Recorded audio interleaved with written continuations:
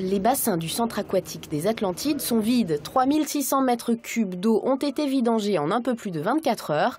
Place à la désinfection des faïences avec de l'acide propulsé en mousse.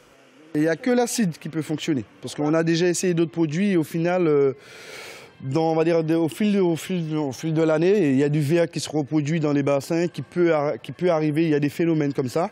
Et il n'y a que ce produit-là qui nous permet d'avoir une efficacité toute l'année.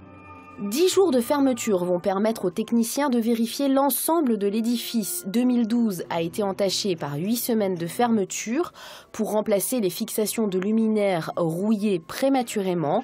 Cette année, l'équipe tient à éviter les mauvaises surprises. L'expérience passée nous a amené à bel et bien réorganiser une vérification, non pas des éclairages, parce que ça on en est sûr, et puis ils sont accessibles dans l'année, mais des petits points de fixation sur les panneaux d'isolation phonique. Donc là, on profite de cette période-là pour pas attendre la rupture ou être surpris par la rupture, on va vérifier toutes ces pièces.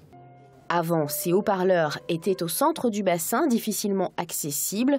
Aujourd'hui, ils rejoignent les nouvelles lampes à portée de nacelle. C'est l'alimentation de l'ancêtre qu'on va tout déplacer pour la remettre là pour que ce soit plus facile.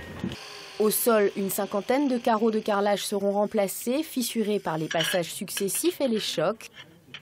Aujourd'hui, même les maîtres nageurs mettent la main à la pâte, comme Nicolas. Il nettoie des objets trouvés au fond du bassin. Avec les résidus qu'on retrouve au fond de la piscine, on essaye de retrouver les objets pour essayer de les rendre à leurs propriétaires quand c'est possible.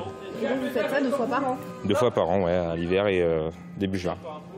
Le centre aquatique des Atlantides rouvre ses portes mercredi 16 janvier. En attendant, les caisses sont ouvertes au public.